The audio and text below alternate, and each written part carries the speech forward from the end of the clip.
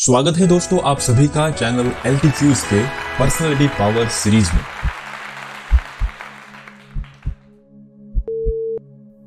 तो आज के व्यक्तित्व नायक है रतन टाटा जी।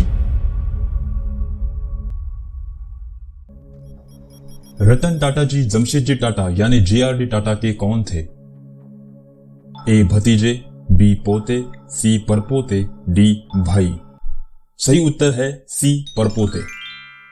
रतन टाटा जी टाटा समूह के संस्थापक जमशेदजी टाटा के परपोते हैं, जिन्होंने उनके द्वारा स्थापित विरासत को आगे बढ़ाया और टाटा समूह को वैश्विक ऊंचाइयों पर पहुंचाया।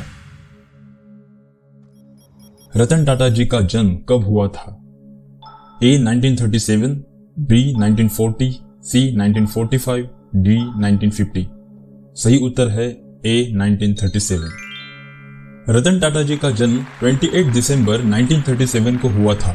वे भारत के सबसे प्रतिष्ठित उद्योगपतियों में से एक हैं और टाटा समूह के पूर्व चेयरमैन रह चुके हैं, जिन्होंने कंपनी को वैश्विक स्तर पर नई ऊंचाइयों पर पहुंचाया। रतन टाटा जी के माता पिता का नाम क्या था?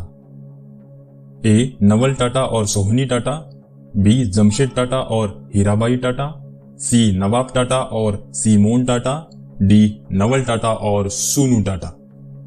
सही उत्तर है D नवल टाटा और सोनू टाटा। रतन टाटा जी के पिता का नाम नवल टाटा था और उनकी माता का नाम सोनू टाटा था। नवल टाटा टाटा परिवार की गोद ली हुई संतान थे, लेकिन उन्होंने टाटा समूह में अपना महत्वपूर्ण योगदान दिया।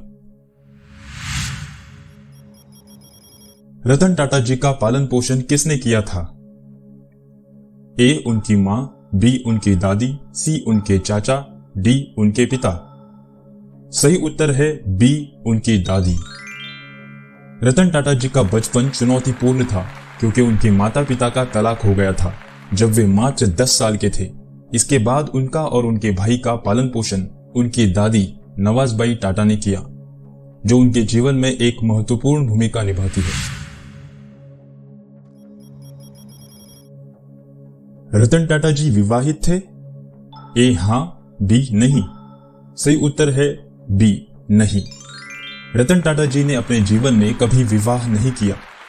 उन्होंने एक इंटरव्यू में बताया कि उनके जीवन में शादी के करीब 4 मौके आए थे, लेकिन परिस्थितियों के कारण वे शादी नहीं कर पाए। उनका व्यक्तिगत जीवन भी उनके व्यावसायिक जीवन की तरह सादगी और समर्पण से भरा रहा।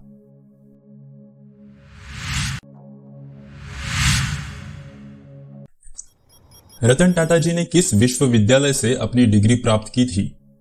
A Oxford university, B Harvard university, C Cornell university, D Massachusetts institute of technology.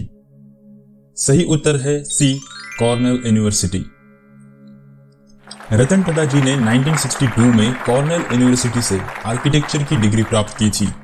इसके बाद उन्होंने हार्वर्ड बिजनेस स्कूल से 1975 में एडवांस मैनेजमेंट प्रोग्राम किया, लेकिन उनकी मुख्य डिग्री कॉर्नेल यूनिवर्सिटी से है, जहां से उन्होंने अपनी उच्च शिक्षा पूरी की।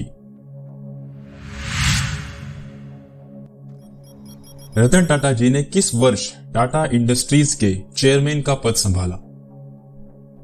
Option A 1985, option B 1990, option C 1991, option D 2000। सही उत्तर है ऑप्शन C 1991। रतन टाटा जी ने 1991 में अपने चाचा JRD टाटा की जगह टाटा इंडस्ट्रीज के चेयरमैन का पद संभाला। उनके नेतृत्व में टाटा समूह ने वैश्विक स्तर पर विस्तार किया और कई नई परियोजनाओं को शुरू किया, जिससे कंपनी की प्रतिष्ठा और बढ़ी।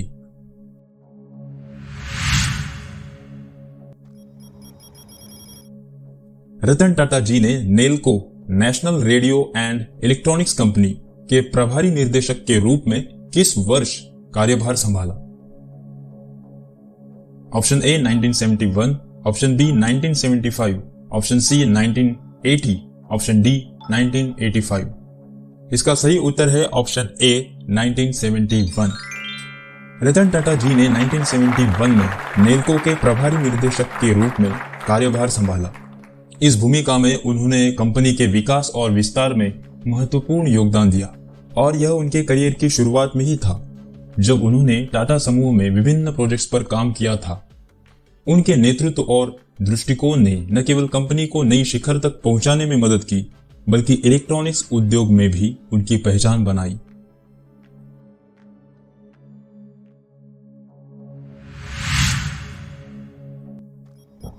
टाटा मोटर्स ने टाटा नैनो कार को कब लॉन्च किया?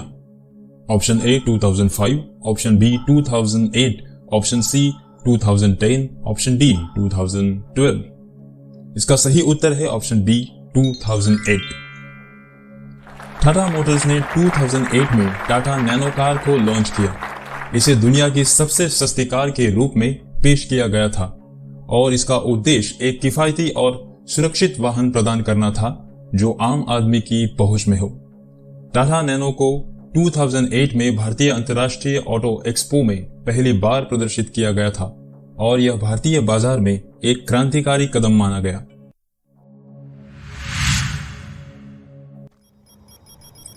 रतन टाटा जी के नेतृत्व में टाटा ने किस ब्रिटिश चाय कंपनी को खरीदा था? Option A Brooke Bond, option B Lipton, option C Tetley, option D Twinings. इसका सही उत्तर है option C Tetley. Ratan Tata ji के नेतृत्व में टाटा समूह ने 2000 में टेटली चाय कंपनी का अधिग्रहण किया। यह अधिग्रहण टाटा समूह के लिए एक महत्वपूर्ण कदम था, क्योंकि यह उन्हें वैश्विक स्तर पर चाय उद्योग में अपनी स्थिति मजबूत करने में मदद करता है। टेटली एक प्रमुख ब्रांड है जो विश्व भर में चाय की गुणवत्ता और विविधता के लिए जाना जाता है।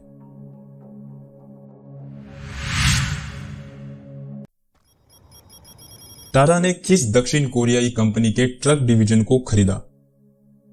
Option A Hyundai, option B Daewoo Motors, option C Kia, option D Samsung.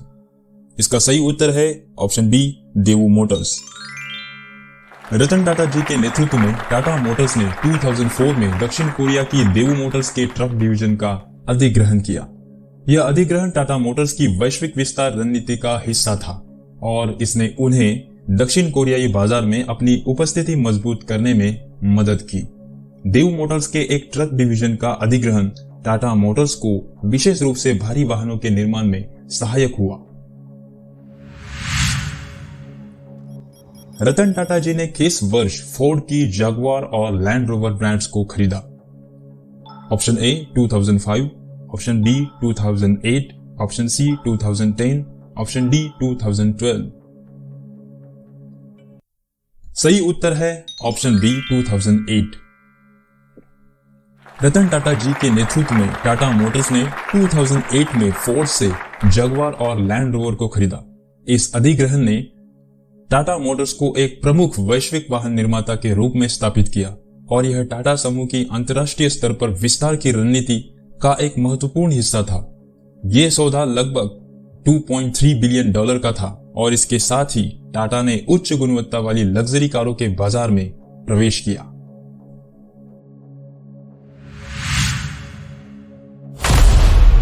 रतन टाटा जी का योगदान और उनकी विरासत आने वाली पीढ़ियों के लिए प्रेरणा स्रोत बनी रहेगी। उनके व्यक्तित्व में निहित विनम्रता, दृढ़ता और सामाजिक उत्तरदायित्व की भावना हमें बताती है कि असली शक्ति केवल संपत्ति या प्रसिद्धि में नहीं, बल्कि दूसरों के जीवन को बेहतर बनाने में निहित होती है। उनका जीवन हमें यह सिखाता है कि सच्ची महानता वही होती है जो समाज के हित में हो। धन्यवाद। फिर मिलते हैं अगले एपिसोड में। आपके अभिप्राय महत्वपूर्ण हैं, हमें कमेंट में जरूर लिखें। जय जवान, जय किसान, जय विज्ञान।